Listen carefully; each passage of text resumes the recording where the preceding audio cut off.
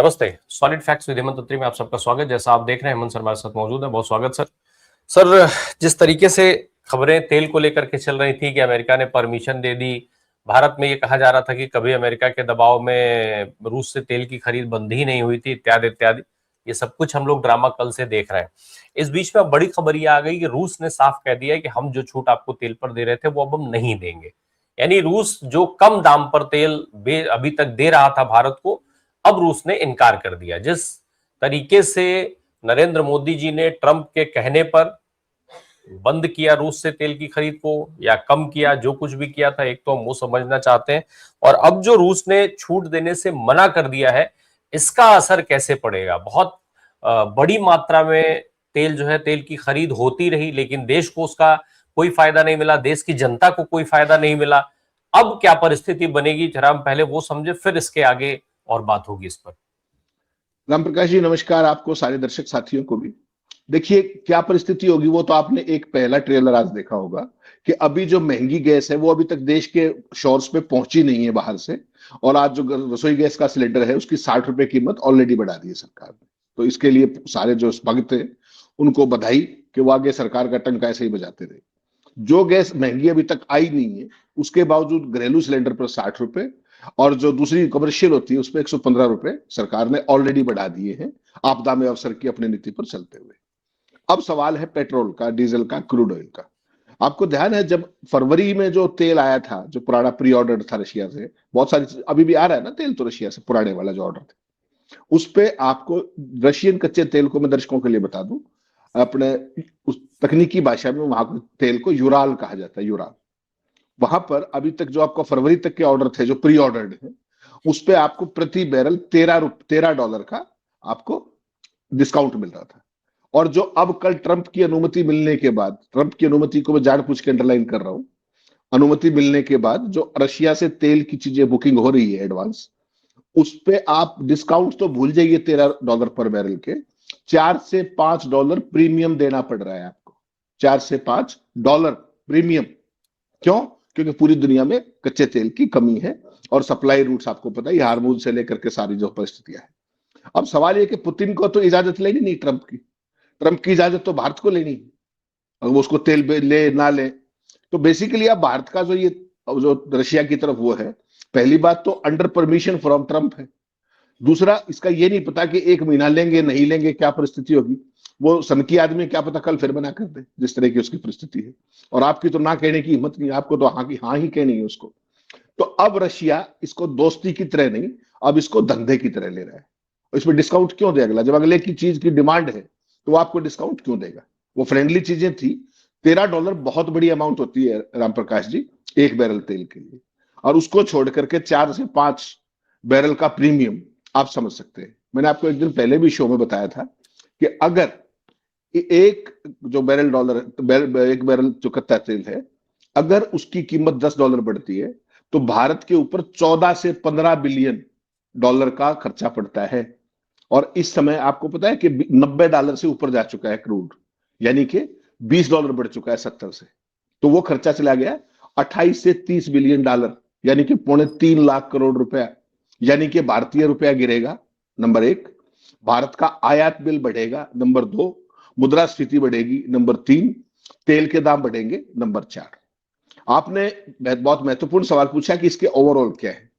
अब स्थिति क्या है कि ट्रंप का आदेश जो था उसके बाद मोदी ने तेल लेना शुरू किया, लेकिन धोखा था ट्रंप के साथ, अपने पुतिन के साथ, जिस तरीके से आपने तेल लेना बंद किया।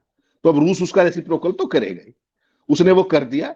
और अब जो है आपको प्रीमियम पे ही तेल लेना पड़ेगा, इसमें कोई कंफ्यूजन मत मानिएगा, पहली बात। दूसरी चीज जो अब आज की तारीख में मैं लेटेस्ट, आपने कहा कि पहले क्या हुआ था और अब क्या है, वो सारी एक बार डिटेल बतानी बहुत जरूरी है आपको। पिछली बार जो आप 2022 में जब अटैक हुआ था रशिया का यूक्रेन के ऊपर, उस पर भारत को 2022 से लेकर के जब तक ट्रंप ने बैन नहीं लगाया भारत पे टैरिफ नहीं ठोके, तब तक भारत को 13 से 35 डॉलर प्रति बैरल का डिस्काउंट मिला। 13 से 35 के बीच में अमाउंट थी वो। और इसे भारत ने बड़े पैमाने पर खरीदा और पीक पर तो लगभग 45% तक। और जो कुल आयात किया गया, आप कल्पना कीजिएगा, जो भारत ने तेल खरीदा सस्ता, उसकी कीमत देखिए $168 बिलियन की तेल खरीदा रशिया से 22 से 25 के बीच में। और उसके जो पेट्रोल थे उनको सारों को, जो पेट्रोलियम प्रोडक्ट थे उनको एक्सपोर्ट किया। जिस तरीके रिफाइनिंग मार्जिन बढ़े लगातार, फायदा प्राइवेट रिफाइनर्स को हुआ, ज्यादातर फायदा प्राइवेट रिफाइनर्स को हुआ, और आम आदमी को पेट्रोल और डीजल सस्ता मिलने का एक नए पैसे का फायदा नहीं हुआ, एक नए पैसे का। ये मैं पूरी जिम्मेदारी के साथ कह रहा हूं और तमाम रिपोर्ट्स के आधार पर, स्टडी पे कह रहा हूं।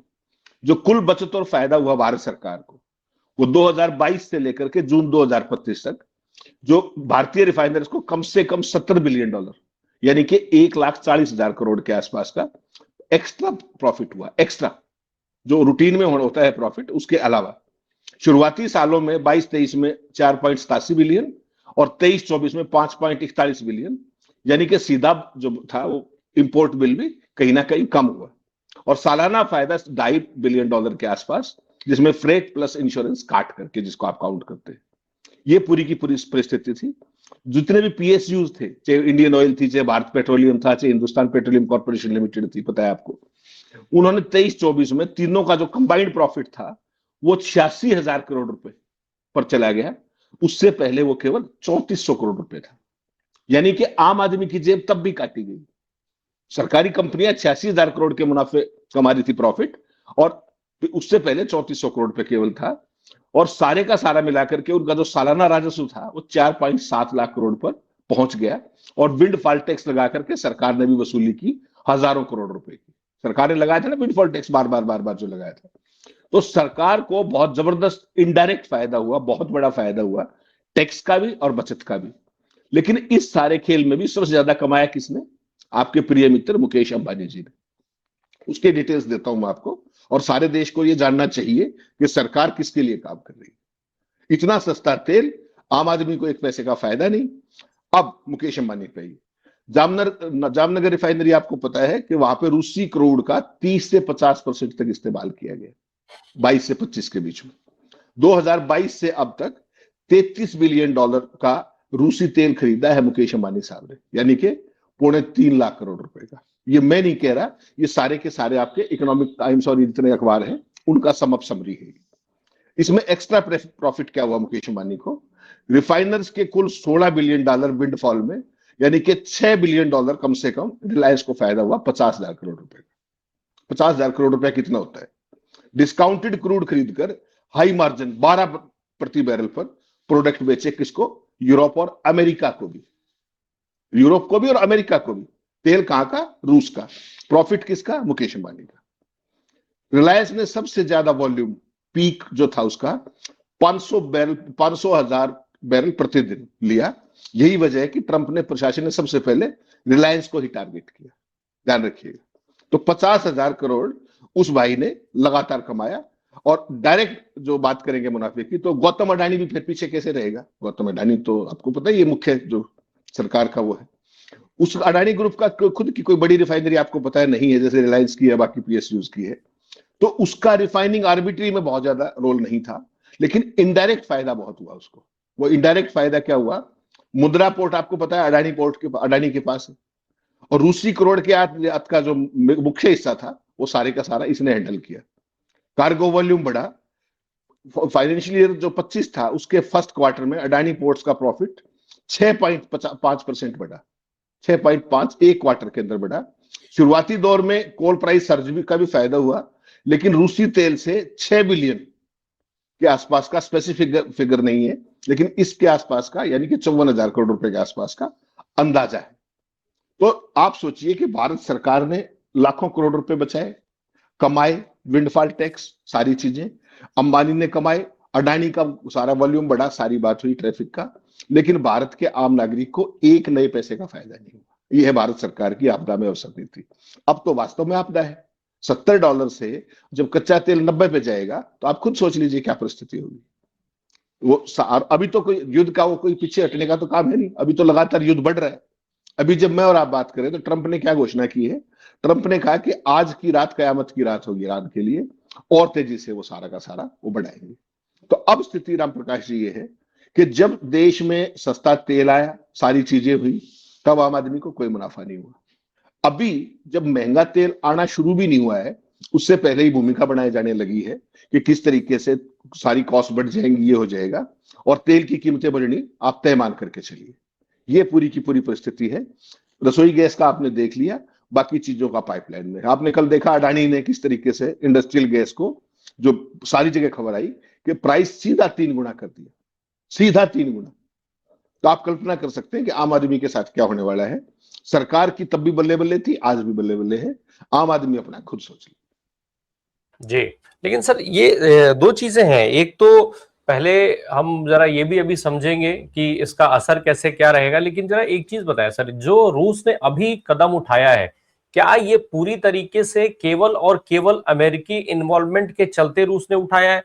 रूस हमारा पारंपरिक साथी रहा है, आज से नहीं हमेशा से वो हमारे साथ खड़ा रहा है। इस समय उन्हें भी जरूरत थी। हम पहले कच्चा तेल उनसे खरीद रहे थे, वो हमें डिस्काउंट दे रहे थे, अब उन्होंने मना किया है। मान लिया जाए कि केवल और केवल अमेरिकी इन्वॉल्वमेंट की देन है जिसकी कीमत भारत की जनता चुकाने जा रही है। निश्चित तौर पर राम प्रकाश जी, नहीं, भारत की जनता को तो कीमत चुकानी है। भारत की सरकार जब सस्ता तेल ले रही थी तब कौन सा उसको सस्ता मिल गया था? तब भी सरकार की मौज थी, तब भी सरकार के प्रिय उद्योगपतियों की मौज थी। जनता को तो 1 रुपए का फायदा नहीं मिला, 1 पैसे का भी फायदा नहीं मिला। तो उनकी तो शामत है, वो तो खरबूजा है, उसको जो वो कि उस पे गिरे चाकू पे या चाकू पे वो गिरे, उसको तो कटना है। तो भारत की जनता की तो परिस्थिति लगभग वही है। रूस, आप सोचिए, जो फरवरी की डिलीवरी आ रही है अभी तक, जो फरवरी की बुकिंग थी, उस पर भी $13 का अभी तक भी वो है डिस्काउंट, ये ध्यान रखिएगा इस बात का। और जो नया बुक कर रहे हो आप अमेरिकन परमिशन के बाद, सवाल जिसलिए मैंने अंडरलाइन किया, अमेरिकन परमिशन, जब अमेरिकन परमिशन के बाद आपने दोबारा रिज्यूम किया तेल खरीदना, जो आपके टैंकर्स फ्लोटिंग है उनसे खरीदना, और वो तेल कंडीशन देखिए कि जो ऑलरेडी फ्लोटिंग वो है केवल उनसे खरीदने की परमिशन दी है ट्रंप ने। तो अब जब उसका ऑर्डर करने लगे आप, वो आपको $3 से $5 प्रीमियम पे मिल रहा है। क्यों नहीं करेगा वो? जब उसने आपके साथ दोस्ती की तब आप धंधा कर रहे थे। जब दोस्ती का टेस्ट करने की बारी आई कि भाई अमेरिका बैन करना चाह रहा है, आप तब रूस को छोड़ करके अमेरिका के पीछे लगू हो लिए। तो वो दोस्ती निभाने का ठेका अकेला उसका थोड़ी है, आपकी भी तो कोई नैतिक दायित्व होगा। आप छोड़ करके भाग लिए अमेरिका के पीछे, क्या मिला आपको? रशिया ने उस समय आपको फरवरी तक का, जब मैं बता रहा हूं आपको, जो अभी डिलीवरी आ रही है फरवरी की प्री ऑर्डर, उस पर अभी $13 प्रति बैरल का डिस्काउंट है। लेकिन जो फर्दर बुकिंग कर रहे हो आप, जो ट्रंप की परमिशन के बाद, उसमें यह स्थिति है कि प्रीमियम पे तेल लेना पड़ रहा है आपको। तो भारत की जनता का तो आप तय मान के चलिए, अभी तो कुछ भी नहीं आया वहां से नया। उसके बावजूद भी आपने देख लिया ना, एलपीजी में 50-60 रुपए बढ़ा दिए प्रति सिलेंडर। तो सरकार तो उस ताक में रहती है ना, सस्ता हो तो विंड फाल लगा दो और उस पर एक्साइज बढ़ा दो, फला कर दो, 1 नए पैसे का फायदा नहीं। सरकार की बल्ले बल्ले होगी, पर अंबानी की होगी, अडानी की होगी, यही 3 है। बाकी आम जनता के 144 करोड़ तो पिसने के लिए ही नहीं आप। तो सर, अडानी अंबानी जी को जो कमाना था वो तो कमा चुके। अब जो तेल आएगा उसका असर भारत के बाजार पर कैसे होगा, भारत की जनता पर कैसे होगा? जब भाई तेल अगर डिस्काउंट खत्म करके भी करेंगे तो आज जिस रेट में भारत तेल दूसरे देशों से खरीद रहा है वो लगभग क्या उससे भी कहीं आगे निकल जाएगा रेट में? जो तेल की कीमत बढ़ेगी या फिर अभी जितनी कीमत हम दे रहे हैं, क्योंकि कम कीमत के बाद भी तो हम इतना ही पैसा दे रहे थे, थोड़ा बहुत बढ़ गया तो क्या उससे तेल की कीमतों में उछाल आएगा, अंतर आएगा? निश्चित तौर पे हमारी तो जेब कचनी है, तय मान करके चलिए। आप सोचिए ना, अभी तक तो जो महंगी एलपीजी है वो तो भारत के अंदर पहुंची कहाँ है? यूं थोड़ी है कि रेट बढ़ेगा आपके पास वो पहुंच गई। अभी तो तो इतने भारत में हमारे तो पास। पहले से ही महंगे वाले रेट पे ही तो बिक रहा है सर, पहले से हाँ ही हाँ महंगे भाई, वाले रेट के हिसाब से बेच रहे हैं। महंगे पे बेच रहे थे, उसमें भी ₹60 प्रति सिलेंडर बढ़ा दिया। इसको देखिए ना आप, जब हम्म। एलपीजी देश तक पहुंची भी नहीं है महंगी, जो ऑलरेडी एग्जिस्टिंग आपके पास है, उसमें भी ₹60 प्रति सिलेंडर चढ़ा दिया। 14.5 किलो का सिलेंडर होता है, तो पर केजी ₹4 होगा कि नहीं हो गया? अभी तक तो आई भी नहीं है वो गैस। तो जब वो महंगी आएगी तब क्या होगा, आप सहज कल्पना कर सकते हैं। Same is the case with petrol and diesel. Crude महंगा हो गया, आपके पास बहाना है। सस्ता हो गया तो आपसे कोई पूछने वाला नहीं था। That is the whole story. और कोई किस तरीके से पूछने वाला नहीं। क्या झूठ बोल रहे थे परसों? देखिए इनकी झूठ कैसे पकड़ी जाती है। हर जगह क्या कहा परसों कि देश के पास 25 दिन का पूरा भंडार है, कोई दिक्कत नहीं। मैंने खबर भी भेजी है, दिखा दीजिएगा।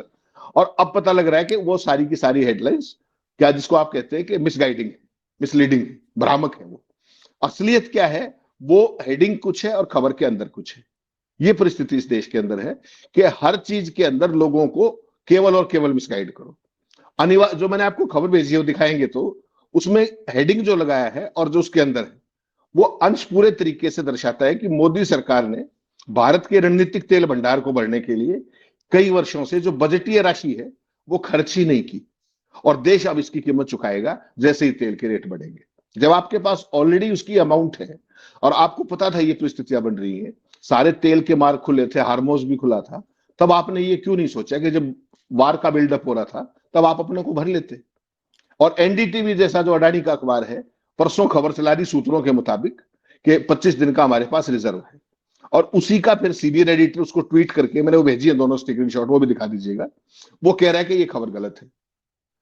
अडानी का चैनल खुद सरकार के सूत्रों से उसकी पुष्टि करता है, उसी का संपादक उसको आकर के कह देता है कि ये खबर गलत है। अब आप कर लीजिए क्या करेंगे। देश की जनता को बहला दिया गया। 25 दिन का स्टॉक कितने का है? जो देश की स्टोरेज कैपेसिटी है, जो वार का बिल्डअप था, भारत सरकार क्यों नहीं जागी? Where is हरदीपुरी? अकाउंटेबिलिटी किसकी है इस सरकार में? सरकार के मंत्री और प्रधानमंत्री को छोड़कर बाकी सबकी तो अकाउंटेबिलिटी है। इनका क्या होगा? इन्होंने उस पैसे का क्यों नहीं प्रयोग किया? सवाल ही आएगा। जी। अब दिक्कत, खैर जिस तरीके की जो परिस्थितियां हैं, जो युद्ध के हालात हैं सर, इससे भारत अभी और कितना प्रभावित हो सकता है कि अभी भी तेल का दिखाई देने लग गया, गैस के दाम बढ़ ही गए, और किस तरीके से भारत के ऊपर इसका प्रभाव पड़ सकता है? देखिए राम प्रकाश जी, सबसे बुरी बात जो है कि भारत की जो बेइज्जती की जा रही है ना अमेरिका के द्वारा, वो भूतपूर्व भविष्य पे। आपने कल देखा किस तरीके से उनका मंत्री भारत के अंदर आकर के वो क्या कह रहा था कि हम भारत को एक और चीन नहीं बनने देंगे, याद होगा आपको। उसके बाद उनके ट्रेजरी सेक्रेटरी ने कल ट्वीट किया जिसपे हमने चर्चा की थी। अब आज वही ट्रेजरी सेक्रेटरी वहां इंटरव्यू दे रहा है कि भारतीय बहुत चतुर अभिनेता है। भाई होंगे मोदी जी, आप 144 करोड़ को चतुर अभिनेता कैसे कह सकते हो? आपको ये लाइसेंस किसने दे दिया कि आप भारत की जनता को भी जलील करोगे? किस बात पे? कि प्रधानमंत्री जवाब नहीं देता इस बात पे? उनका इंडियंस आर स्मार्ट एक्टर्स। बताइए, पूरे के पूरे देश को उन्होंने एक स्मार्ट एक्टर बता दिया, अभिनेता बता दिया। होगा अभिनय, कोई कर रहा होगा उनके लिए, मैं मना नहीं कर रहा, मुझे नहीं पता कौन कर रहा है अभिनय, कौन नहीं कर रहा। वो आदमी वहां कह रहा है, आपके पेट्रोलियम मंत्री ने, आपके वित्त मंत्री ने, आपके विदेश मंत्री ने, किसी ने उसका खंडन किया? किसी ने उसको रिबट किया? जवाब है नहीं। जब नहीं किया तो उनकी हिम्मत बढ़ती जा रही है लगातार। भारत सरकार के निमंत्रण पर रायसीना डायलॉग में आकर के आपके मुंह पर वो क्या कह के गया कि भारत को हम वो सब लिवे नहीं देंगे जो हमने चाइना को दिया था, और हम अपना अमेरिकन फर्स्ट के हिसाब से सारी चीजें करेंगे। यहां खड़े होकर कह रहा है, और उसके बाद आप उनको अपना दोस्त बता रहे हैं, उनके स्ट्रेटेजिक पार्टनर, आप पता नहीं क्या क्या है उनके, वो आपको daily day in and day out आईना दिखा रहे हैं। तो कुल मिलाकर के ओवरऑल देखिए, जब से ऑपरेशन सिंदूर हुआ राम प्रकाश जी, पाकिस्तान आपने देखा चाइना की गोद में, पाकिस्तान अमेरिका की गोद में। उनका फील्ड मार्शल ट्रंप के साथ लंच कर रहा है, उनका प्रधानमंत्री उसके बाद 2 बार शहबाज शरीफ जाके मिला है। हर जगह पीस बोर्ड लगा लो और लगा लो, वो अपनी दोस्ती की पिंगे बढ़ा रहे हैं। आप पूरे देश की सोवरेनिटी को गिरवी रख करके, वो उनकी जलालत को झेलते हुए, आपकी ऐसी क्या कमजोर कड़ी है जो आप देश को जवाब नहीं दे रहे? ना अमेरिका को जवाब दे रहे, ना उसके मंत्रियों को जवाब दे रहे, ना उसके राष्ट्रपति को जवाब दे रहे। पहले राष्ट्रपति जवाब जलील कर रहा था, उसके बाद उसके कैबिनेट मंत्री जलील करने पे, अब उसके उप मंत्री दिल्ली में आकर के जो चीजें कह रहे हैं, और ऑन रिकॉर्ड है राम प्रकाश ये सारी चीजें, इनमें से कोई भी जुबानी जमा खर्च नहीं। उसने कहा जो, वो मैं आप उसके कार्ड नहीं दिखा सकते, कॉपीराइट के कार्ड जो आज बेंसन ने कहा वो भी हम नहीं दिखा सकते कॉपीराइट के कार्ड, लेकिन उसने कहा कि इंडियंस आर स्मार्ट एक्टर्स। तो भारत का एक तो जितने भी रणनीतिक फैसले हैं वो सारे देश के सामने खुल गए। चाहे ऑपरेशन सिंदूर का मामला था, आपकी कूटनीति देख लीजिए पूरी दुनिया के स्तर पर, आपकी इकोनॉमिक समझदारी देख लीजिए कि जब तेल सस्ता था तो आपने 1 रुपए का फायदा नहीं दिया, अब तेल महंगा होने लगा तो अब जनता को लूटने की फिर तैयारी कर ली गई है। तो ये हो क्या रहा है? सरकार के लिए हर चीज आपदा में अवसर है, और आम आदमी केवल मरने कटने के लिए है, इसके अलावा तो कुछ है, वो तो लूटने के लिए। 50,000 करोड़ रुपया मुकेश अंबानी के उसमें कंपनी ने कमाया। भारत की जनता को क्या मिला? सवाल ये। भारत सरकार को लाखों करोड़ रुपए की बचत हुई, भारत को, जनता को क्या मिला? वो पैसा गया कहां? Windfall gain. भारत का बजट घाटा कम हुआ, व्यापार घाटा कम हुआ, सरकार को, पेट्रोलियम कंपनी को मुनाफा हुआ। मैंने सारे एक से एक फिगर दे दिया आपको। उसके बाद आम आदमी महरूम क्यों है उस फायदे से? और जब भी कोई नुकसान होने की बात आई तो पहला नुकसान आम आदमी का होगा। ये कोई लोक कल्याणकारी सरकार है, या जिसके रक्त के अंदर, जो वो बता रहे थे खुद ही कि हम गुजराती हैं और हमारे खून में व्यापार है, तो लोगों के कष्ट, उसको जो है कष्ट कमाई को आप इस तरीके से व्यापार के जरिए उसकी जेब काटने का काम करेंगे? ऐसी सरकार तो भारत ने कभी नहीं देखी थी। और वो कहते हैं मैं गरीब माँ का बेटा हूं, मैंने चाय बेची। तो सारे देश से चाय बिचवाने का प्रोजेक्ट है क्या ये भी तो हो सकता है। जिस तरीके से 56 इंची बता करके आए थे आप, जिस तरीके से मजबूत नेतृत्व बता करके आए थे आप, डंकापति बता करके आए थे आप राष्ट्रपति तो छोड़िए, आपके उनके राज्य मंत्रियों के भी बयान, उप मंत्रियों के बयान का जवाब नहीं दे पा रहे आप, और आप कह रहे हो कि आपका। सर, रूस के इस कदम से भारत की सरकार पर कुछ दबाव पड़ेगा? नहीं, भारत की सरकार तो देखिए राम प्रकाश जी इन सब चीजों से इम्यून है। उसने इस देश में सारे एक्सपेरिमेंट करके देख लिए। इस देश की 84% जो करेंसी थी उसको एक झटके के अंदर इन्होंने खत्म किया ना, उसके बाद भी क्या हो गया, सब कुछ कंट्रोल में। नोटबंदी का एक्सपेरिमेंट किया, उसके बाद सरकार इन्हीं की बनेगी। उसके बाद आपने कोविड में देखा किस तरीके से ड्रॉप ऑफ द हेड के ऊपर पूरे इतने बड़े देश में लॉकडाउन लगा दिया, उसके बाद भी सरकार इन्हीं की बनी। तो कुछ चीजें हैं ना, इजराइल और अमेरिका के साथ जो दोस्ती है वो बिना कारण नहीं है, वो कुछ चीजों में हमराज हैं, और वो हमराज का ही फायदा आज उठ रहा है जो आपके मुंह में दही जमी हुई है। आप एक भी बात का जवाब नहीं दे पा रहे। लोग तो सामने से कह रहे हैं ना कि भाई अडानी का केस है वहां पर, लोग एप्स्टीन फाइल से चीजों को जोड़ रहे हैं, लोग निखिल गुप्ता से जोड़ रहे हैं। इसके आगे और क्या क्या चीजें हैं, ऐसे और कौन से गुप्त रहस्य हैं जो इजराइल और अमेरिका के पास है जो आपको रोक रही इतनी प्रोवोकेशन के बाद भी। इससे ज्यादा प्रोवोकेशन कोई शत्रु देश भी करता है क्या, जो अमेरिका हमारे साथ कर रहा है? उसके बावजूद भी आपके मुंह से क्यों नहीं शब्द निकलता है? वो जो मर्जी कह के चले जाए, आपके आपका मेहमान है और आपके घर में आकर आपको जलील कर रहा है और आप कुछ नहीं बोल रहे हैं। ये तो परिस्थिति कभी नहीं थी ना। बता दीजिए आप, 47 से लेके भारत में गठबंधन की भी सरकारें थी, कम उसकी अल्पमत की भी सरकारें थी, बहुमत की भी सरकारें थी। ऐसा अनकंडीशनल सरेंडर तो आपने कभी भी नहीं देखा ना। This is a fact. क्या है ये केवल और केवल वीकनेस है। और वो वीकनेस क्या है, जो सामने दिख रहा है वो उससे कहीं ज्यादा दिखाई देती है मुझे। वो हमराज उन चीजों में है जो बार बार उसने 2 बार ये कहा ना कि मैं किसी का कैरियर खत्म नहीं करना चाहता, और नाम लेके कहा उसने भारत के प्रधानमंत्री का, और भारत सरकार ने उसका भी जवाब नहीं दिया। इसका जवाब तो मोदी से बड़ा तो उनके लिए कौन है, उसका भी जवाब नहीं दिया ना किसी ने। तो बात तो उससे कहीं ज्यादा गहरी है कि उसके पास ऐसा क्या आ गया कोई मोदी का कैरियर खत्म कर सकता है। उसमें भी कुछ नहीं बोल रही, और पूरा मीडिया एकदम हजम करके बैठ गया।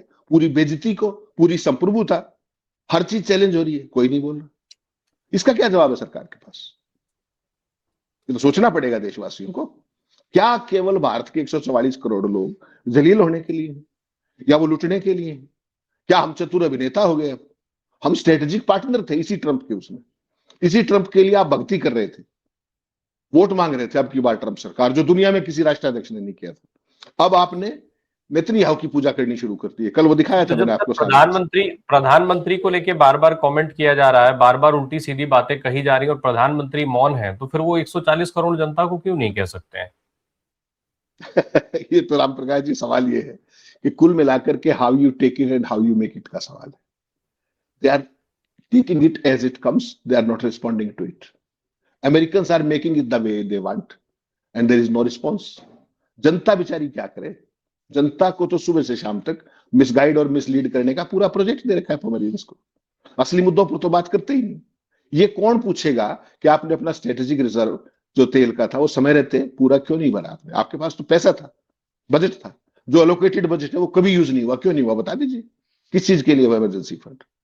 और खबरें प्लांट कर रहे हैं हर जगह। आपने खबर देखी हुई कल के 25 दिन का हमारे पास स्ट्रेटेजिक रिजर्व है, 45 दिन का क्यों नहीं?